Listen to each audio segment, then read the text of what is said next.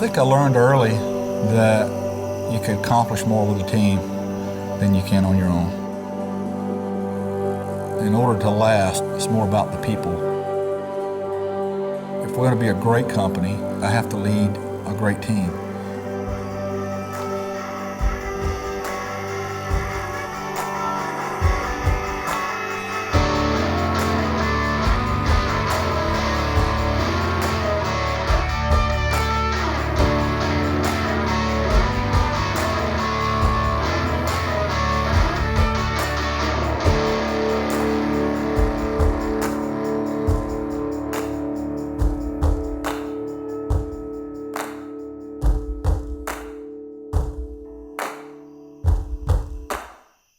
This is an SP1 Colt that's been converted to a 9mm. So I actually shot.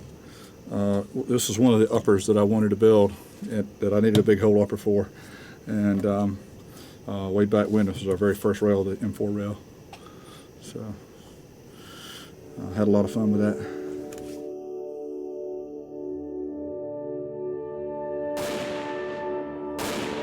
You got to put the bullet in, you got to charge the gun, you got to pull the trigger. And when you do those things, it is very powerful and it's very exhilarating. I have never had anybody say, wow, I really didn't like that. As a matter of fact, 99% of the time, people turn around and look at you and they have this big smile on their face and they say, wow, that was fun.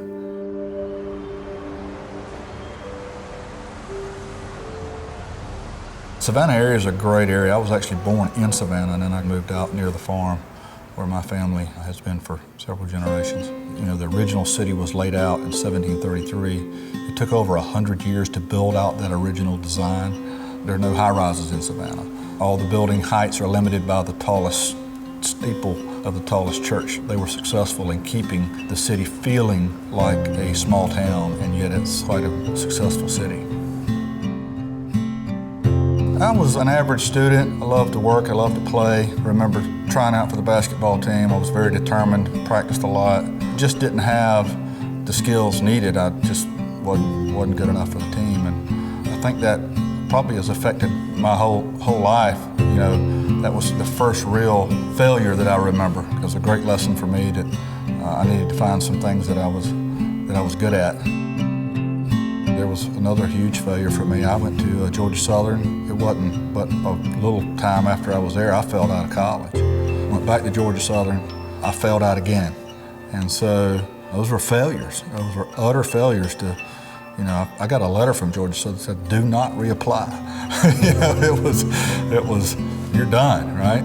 Well, I don't know how I did it, but somehow, after another year, I somehow talked my way back into Georgia Southern. I'm now on the board of advisors of the engineering school there. The only one on the board who's failed out there twice.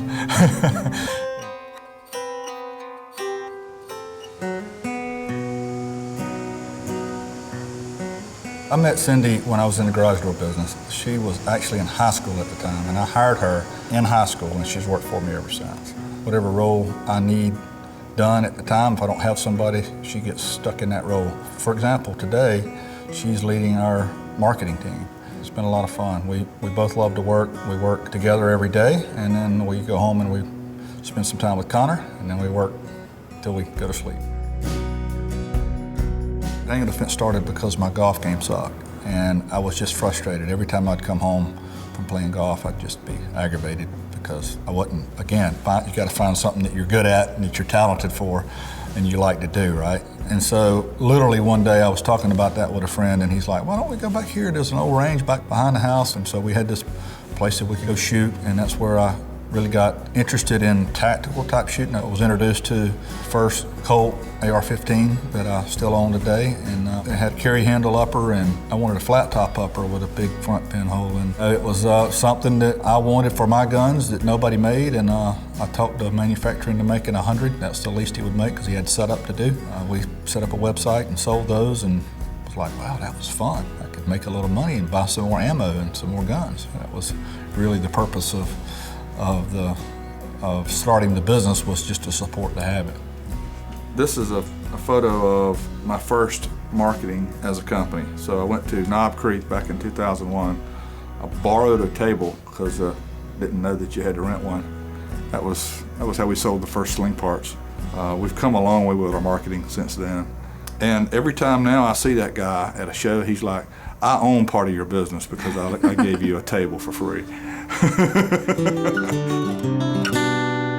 I remember my dad's always supported me in business, and I actually needed to borrow some money, and he went to the bank with me and put the family farm that was his great-grandfather's farm up as collateral for me to run this business.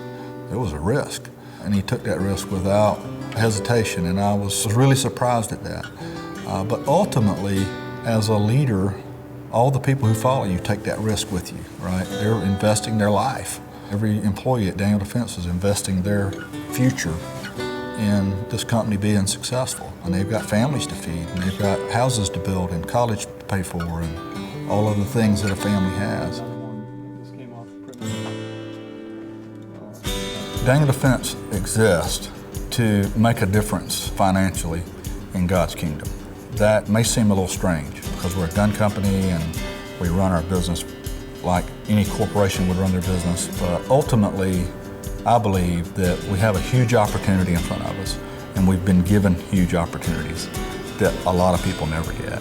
And I think that that has happened for a reason, and I think the reason is so that we can return the favor that God has given us and all the opportunities He's given us. I read a story when I was younger. It impressed me, and it was a story about J.C. Penney, who gave a lot. And his story was, I keep shoveling money toward God, and He keeps shoveling it back. And His shovel is a lot bigger than my shovel. I hope that can be our goal. Lord, thank you for all your blessings. Thank you for the opportunity to come out here with our friends and do a little hunting today. Keep us safe. Thank you for this food, which is another blessing from you. In Jesus' name we pray. Amen. Amen. I think that praying before meals is it's a placeholder not to forget God during your day. I can eat without asking a blessing, and I'm not going to get struck by lightning. It's no big deal, but it's an opportunity to stop and say thank you for all the blessings that He's given us. Cindy and I actually started quail hunting about 2 years ago and said, you know, we really enjoy working together, but we might not always want to work this hard, so we might ought to find something else that we can do together that we enjoy doing. My daughter Harley is University of Georgia, and my son is 8 years old. He's in the 3rd grade, and he's studying to be a CEO. I told him, well, you know, you got to start out cleaning the floors, and you got to learn everything else, and then to be CEO, you got to be the best guy for the job too. So I picked him up from school last year. This was in the 2nd grade, and it kind of got quiet in the truck. We were on the way home, and all of a sudden he said, Dad. I said, what? He said, if you were to die, can I just be CEO without all that floor cleaning stuff? so he's got it in his mind what he wants to do, so we'll see how that works out.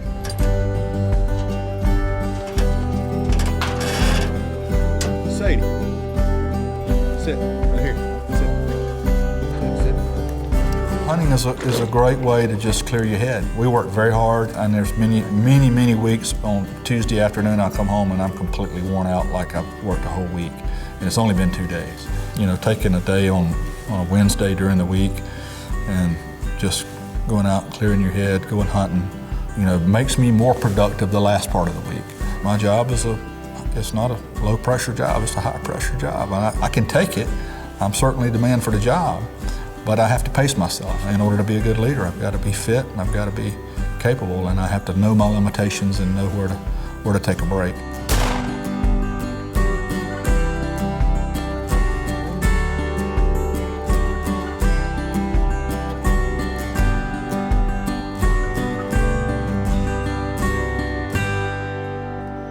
I think that the big misconception is that there's something to be afraid of.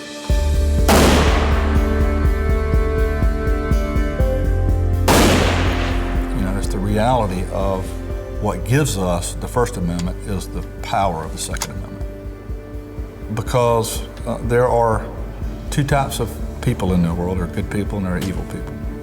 And just in case evil people get in charge, good people need to have the ability to fight back.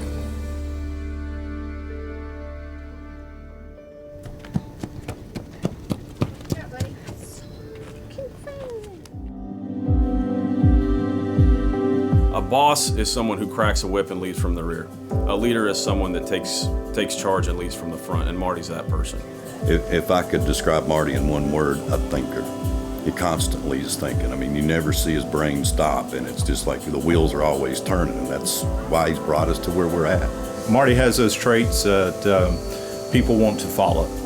He is the leader. He comes out on the floor and talks to us and treats us like, we are friends and that we are family. And I like that. A lot of companies don't do that. A lot of businesses won't. Their, CEOs or the owners of the company just won't do that. And he does. He really relates to us, and, they're just great people.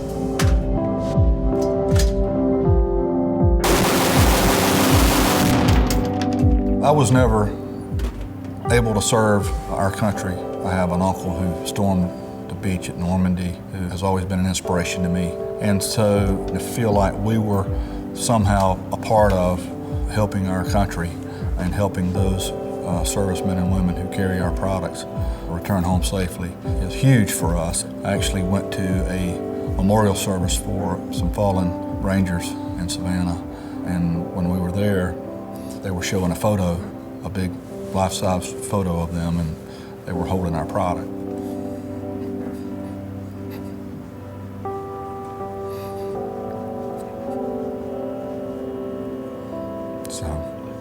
So it's an honor, and we just appreciate each one of those guys and what they've done for our country.